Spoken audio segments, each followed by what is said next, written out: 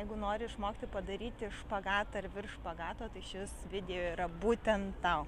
Kai norime padaryti špagatą, reikia fokusuotis į kelias kojų dalis. Tai kas labai akivaizdu, kojų galas, kirkšnės sritis ir klubų lenkėjai.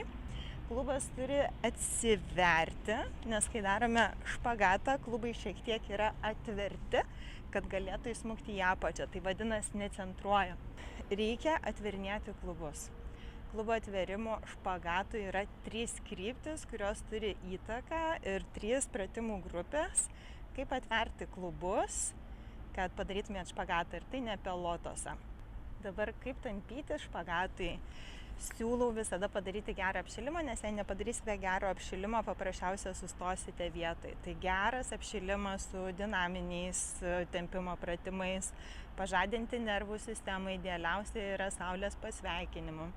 Ir tada fokusuojamės į tą kojų dalį, kur pas jumis yra didžiausias ribojimas ir ją tempiame 2 ar 3 kartus per savaitę.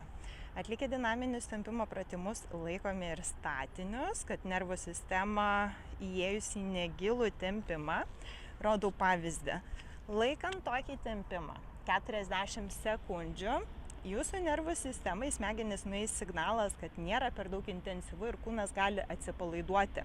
Dėl to tokius šaltesnius užlaikymus prieš špagatą daryti būtina. Ir juos palaikome 40 sekundžių. Tada galime taikyti PNF ir kitas atverimo technikas, kad pažadintumėt ir pratemptumėt nervus, jungiamai audinį fasciją atpalaiduotumėt ir tik tada darysime ilgų špagatų užlaikymus.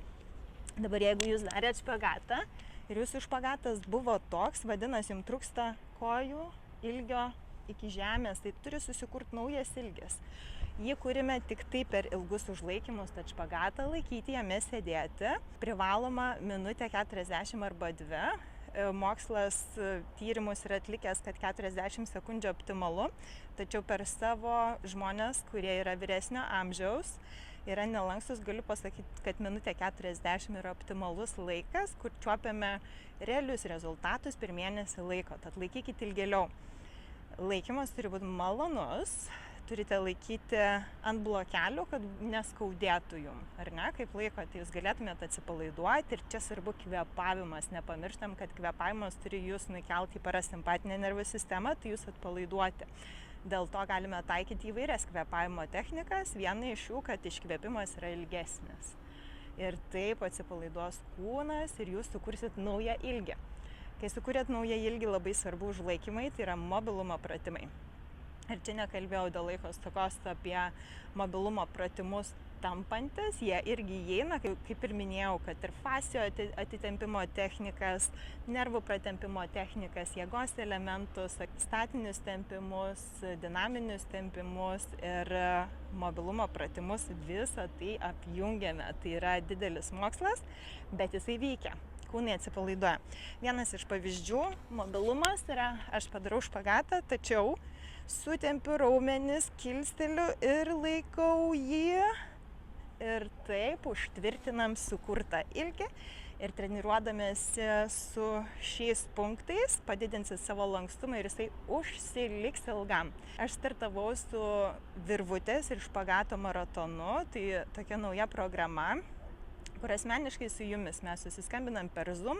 Mes turime 5 susitikimus valandos trukmės arba trumpesnius ir aptariam, kur jūsų silpnosios vietos, ką jums daryt, koks grafikas jums yra tinkamiausias, kokius pratimus daryti, kiek laikyti.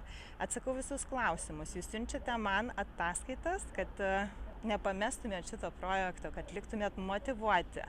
Ir taip bendradarbiaudami mes per mėnesį laiko su 4 asmeniškai jum parinktom arba nufilmuotom treniruotėm pasieksime rezultatus. Programa galios jum metus laiko, tačiau labai realu, jeigu jūs pasiryšit, kad per mėnesį laiko mes padarysim špagatą.